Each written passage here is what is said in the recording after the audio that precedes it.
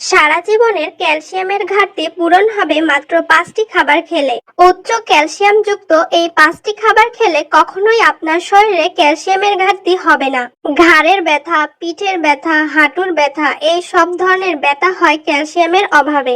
এছাড়া এই ক্যালসিয়ামের অভাবে আমাদের শরীর প্রচন্ড দুর্বল হওয়া, মেজাজ খিটখিটে হওয়া, ঘুম ভালো না হওয়ার মতো সমস্যা হয়ে থাকে। আর ক্যালসিয়ামের অভাবে দীর্ঘস্থায়ী যে বড় ধরনের সমস্যায় পড়তে পারেন সেটা হচ্ছে হাড় ক্ষয় তৈরি হবে, কেননা হাড়ের ঘনত্ব কমে যায় এই ক্যালসিয়ামের অভাবে। তাহলে চলুন উচ্চ ক্যালসিয়াম যুক্ত 5টি খাবারের নাম জেনে নেই।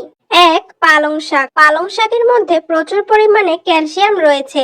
যাদের ইউরিক অ্যাসিড বেশি নেই এবং কিডনিতে কোনো সমস্যা নেই তারা নিশ্চিন্তে প্রতিদিন 70 থেকে 100 গ্রাম পালং শাক খেতে পারেন। এতে করে আপনার বহুদিনের পুরনো ক্যালসিয়ামের অভাব পূরণ হবে। শুধু একটি কথা মনে রাখবেন, পালং শাক দ্বিতীয়বার ভুলেও গরম করে খাবেন না। আর রান্না করার 1 ঘন্টার মধ্যে খেলে সবথেকে বেশি উপকার পাবেন। আর পালং শাক রান্না করার পূর্বে 30 মিনিট ভিজিয়ে রাখুন। 2. সজনে পাতা। সজনে পাতা গুঁড়ো করে খেলে ক্যালসিয়াম অক্ষুণ্ণ থাকে। মনে রাখবেন, সজনে পাতা এমনই একটি পাতা যে পাতায় কমলার চেয়ে 7 গুণ বেশি ভিটামিন সি এবং কলার চেয়ে 15 গুণ বেশি পটাশিয়াম রয়েছে। এতে দুধের চেয়েও বেশি ক্যালসিয়াম, ম্যাগনেসিয়াম, পটাশিয়াম ও জিঙ্ক রয়েছে। তাই সজনে পাতাকে বলা হয় সোর্স অফ এনার্জি। আর এ পাতা খেলে শ্রমজনিত ক্লান্তি, শরীরের ব্যথা এবং বিষণ্ণতা দূর হয়ে যায়। তাই সজনে পাতা ক্যালসিয়ামের উৎস হিসেবে খেতে পারেন। 3. তিল। ক্যালসিয়ামের অভাব পূরণ করার জন্য আপনি তিল খেতে পারেন। যদিও কালো তিলে ক্যালসিয়ামের পরিমাণ সবচেয়ে বেশি, আপনি চাইলে সাদা তিলও খেতে পারেন। এটি মাত্র 1 চা চামচ খেলে 88 থেকে 89 মিলিগ্রাম ক্যালসিয়াম পাবেন, যা আপনার সারাদিনের অন্যান্য ক্যালসিয়াম যুক্ত খাবারের সমান। এই তিল আপনি খুব ভালো করে চিবিয়ে চিবিয়ে খাবেন।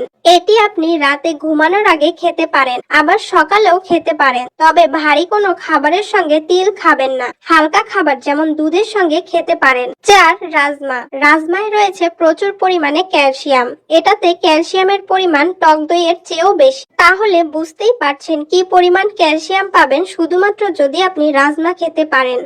আপনি দৈনিক 100 গ্রাম রাজমা রান্না করে খেতে পারেন, তবে ভুলেও আধা সেদ্ধ খেতে যাবেন না, এতে শরীরের জন্য ক্ষতিকর। মনে রাখবেন, রাজমা সাদার চেয়ে কালো এবং লালটা সবচেয়ে বেশি ক্যালসিয়াম সমৃদ্ধ।